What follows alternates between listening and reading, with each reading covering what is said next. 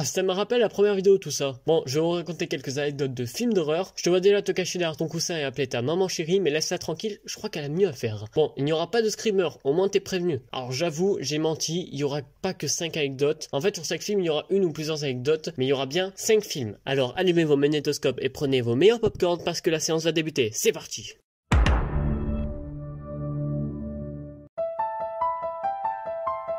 L'Exorciste est, je pense, l'un des films qui a été le plus vu et le moins critiqué par les gens, parce qu'ils étaient moins exigeants sur les détails. Maintenant le cinéma a évolué et c'est normal que les gens soient devenus chiants. Passons à un truc très bizarre, demandez pas pourquoi, le réel a eu cette idée. Imaginons que vous devez faire un casting de film d'horreur, qui pourrait jouer à merveille dans un film d'horreur?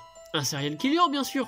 Non, pas vous? C'est pas votre style? Il s'agit de Paul Pattinson. Alors, il n'était pas comme ça avant et pendant le film, il est devenu après. Gros tournant de carrière quand même. Dans le film, il joue un cardiologue.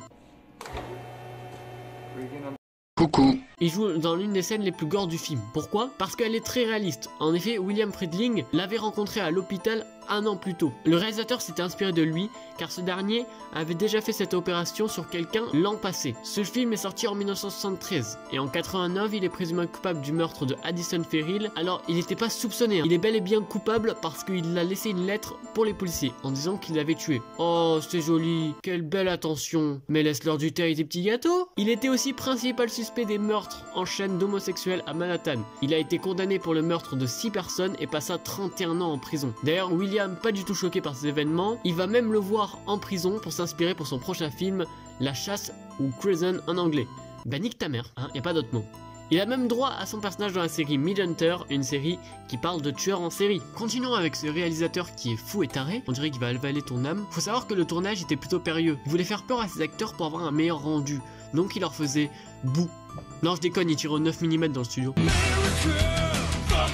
Non, c'est pas une blague, il tirait dans le studio, il mettait des messages subliminaux à base de sons et d'images, il les giflait. Ça fait beaucoup là, non? D'ailleurs, l'actrice qui joue la possédée s'est remise à boire et à fumer à cause de l'exigence demandée, et à chaque réplique qu'elle disait, elle était entourée de 2 prêtres. Bête d'ambiance. Et pour donner un côté plus réaliste, le tournage a été tourné en hiver, et le réal a ouvert les fenêtres et a éteint les chauffages. Quel beau réal. Les premières projections en salle de Exorcist furent interrompues par de nombreux malaises de spectateurs. Ce film aurait eu pitié de 9 membres de l'équipe qui décéda, on s'amuse toujours dans mes vidéos. Et pour finir, l'actrice qui joue la fille possédée reçut des menaces de mort par des crépuscules religieux, l'accusant de glorifier Satan. Elle sera entourée de 2 gardes du corps pendant 6 mois avant de craquer psychologiquement. Massacre à la tronçonneuse est un film de pauvre. Je me suis rendu compte en faisant mes recherches. Mais sérieux, pour moi c'est un film d'étudiants de fin de mois qui mangent des putains de nouilles chinoises. Bon, tout le monde connaît à peu près ce film. Des amis partent en vacances, il y a la fameuse panne d'essence qui arrive, ils décident de se réfugier et ça va être fatal pour eux. Bref, résumé très nul. Pourquoi je dis que c'est un film de pauvre? En fait, plusieurs détails vont devoir changer à cause de soucis budgétaires. Les corps de Leatherface devaient être entreposés dans une camionnette, sauf que manque d'argent, ça sera celle de l'ingé son qui sera utilisée. Ou encore, vous connaissez cette musique? Le compositeur qui a fait ça est tout bonnement le réal, qui n'a aucune connaissance en musique. Et pour une scène, ils ont eu l'idée de placer 200 kg de cadavres d'animaux, ce qui faisait vomir les acteurs. 200 kg! What the fuck? Il sait pas que c'est quoi dans sa tête au réal. Genre à quel moment il s'est dit « Oh mais c'est super ça !» Mais c'est pas fini. Gunnar Hansen, l'acteur qui joue Leatherface, a voulu et a tenu à participer à l'écriture de son personnage. Il a même eu l'idée qu'il soit mentalement pas stable, et pour s'imprégner au maximum, il est allé dans un refuge pour handicapés mentaux et a observé leurs faits et gestes. Quel bel acteur. D'ailleurs, les autres acteurs évitaient de rester avec lui, entre les scènes. Ils ont dit qu'ils avaient trop peur.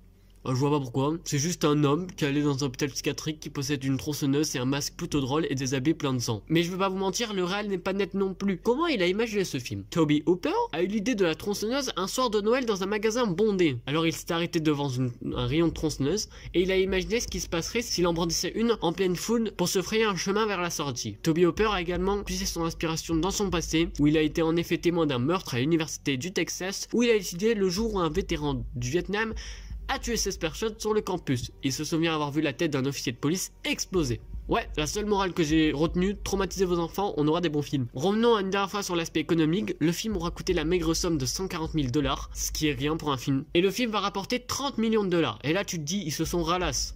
Non, ils ont tous été payés 405 $. Et le distributeur Braystone va tout garder. Et pour en rajouter une couche, ce film a été banni dans beaucoup de pays par sa violence, même en France pendant 7 ans, et en Finlande, ils ont dû attendre 25 ans. Toujours plus long. L'excès, monsieur. Bon, pour cette anecdote, elle va être courte, mais j'ai pas trouvé grand chose sur ce film, mais l'anecdote me tue de rire. C'est un niveau de non-respect incroyable. Le film dont je vais parler est Le Jour des Morts Vivants.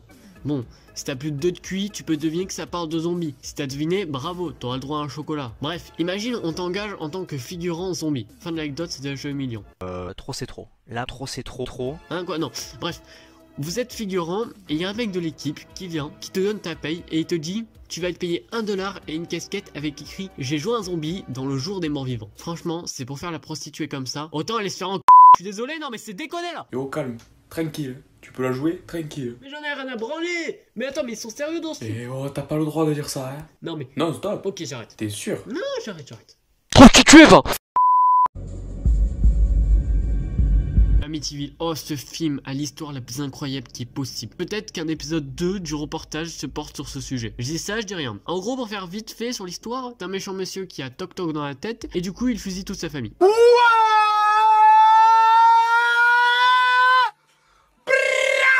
Et quelques années plus tard, une famille achète la maison et il se passe de la merde. Voilà. Ce qu'avait pas fait en 79 Amityville, la maison du diable. Je trouve ce film est tellement sous-coté. Moi je le trouve tellement en avance sur son temps. Il avait déjà travaillé sur l'aspect psychologique et arrêté les trucs de la maison hantée qui avait été fait X fois. Alors allez le voir si vous aimez pas trop les screamers. Bon.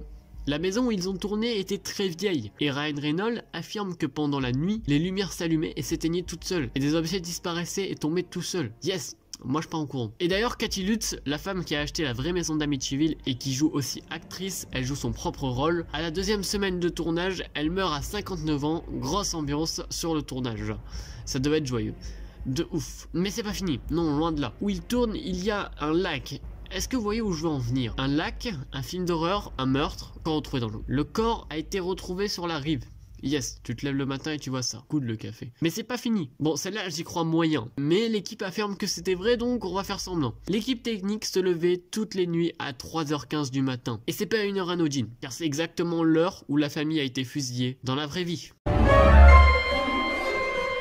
J'attendais la fin pour énoncer ces anecdotes de poltergeist. Et c'est limite une histoire que je vais vous raconter, car celle-ci n'a pas pu être vérifiée scientifiquement. Par contre, tout ce qui s'est passé, c'est vraiment passé. Elle est appelée la malédiction de poltergeist, produit par Hooper, il est toujours énervé by Bizarre, et Steven Spielberg.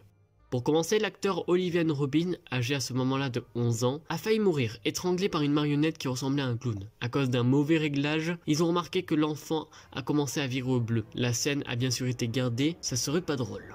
En 1982, début novembre, l'actrice Dominique Dunne, qui joue la fille aînée dans le film, fut tuée par strangulation de son compagnon. Pour étouffer les cris de la malheureuse, son compagnon aurait mis très fort sur une chaîne hi-fi la bande-son du film Poltergeist. Pendant Poltergeist, de vrais squelettes humains seront utilisés. Quand l'équipe a pris cela, il demanda un exorciste et l'acteur William Chapson, qui savait faire ça, se proposa. Un an plus tard, suite de graves complications post-opératoires liées à une transplantation, il meurt. Et c'est pas fini. En 85, l'acteur Julian Beck, qui joue le prêtre qui est à l'origine du mal, décède d'un cancer de l'estomac. En 1987, la jeune actrice Heather O'Rourke tombe malade. Elle aura la maladie du Crohn. Elle fera quand même Poltergeist 3, elle va s'en sortir mieux. Mais en 88, à la suite d'un malaise, on lui diagnostique une sténose. Elle sera opérée en urgence et elle meurt à l'âge de 12 ans d'un choc septique.